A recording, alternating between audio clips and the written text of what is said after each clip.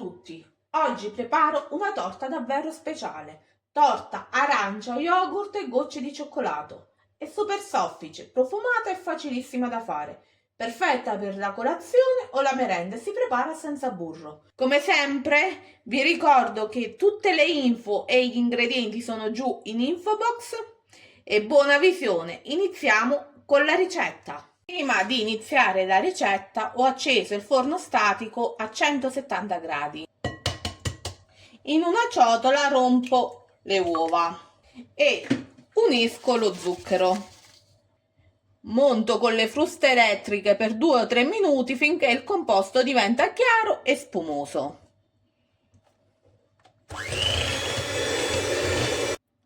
Questo è il risultato che si ottiene. Aggiungo lo yogurt, l'olio di semi, il succo di un'arancia e la scorza grattugiata di un'arancia bio. Adesso con una spatola mescolo tutto per bene.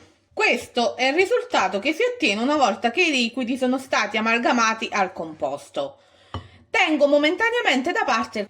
In questa ciotolina ho delle gocce di cioccolato a cui aggiungo un po' di farina e le infarino leggermente. In questo modo le gocce di cioccolato non andranno tutte sul fondo.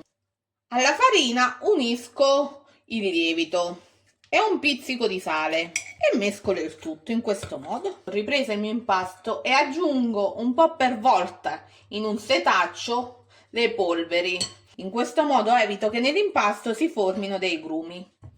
Con la spatola amalgamo le polveri al mio impasto e continuo così fino a quando tutte le polveri sono state amalgamate e il risultato che si ottiene alla fine. In ultimo aggiungo anche le mie gocce di cioccolato e mescolo per un'ultima volta. L'impasto della mia torta è praticamente pronto. Ho preparato per torte di 20 cm di diametro che è foderata sul fondo con carta forno mentre i bordi sono imburrati e infarinati. Adesso verso al suo interno l'impasto della torta. Do qualche colpetto sul piano, in questo modo eventuali bolle d'aria vanno via. Va cotta in forno preriscaldato statico a 170 gradi per 40-45 minuti, ma dopo i primi 35 minuti fate sempre la prova a stecchino. Questa è la torta appena uscita dal forno che faccio raffreddare leggermente e poi trasferisco su una gratella dove terminerà completamente di diventare fredda. Adesso che la torta è completamente raffreddata, la si può impiattare e servire. Ecco la torta all'arancia, è soffice, profumata e con quelle gocce di cioccolato che si sciolgono dentro. Una torta perfetta per la colazione o la merenda. Grazie per aver guardato fino a qui. Come sempre fatemi sapere giù nei commenti cosa ne pensate.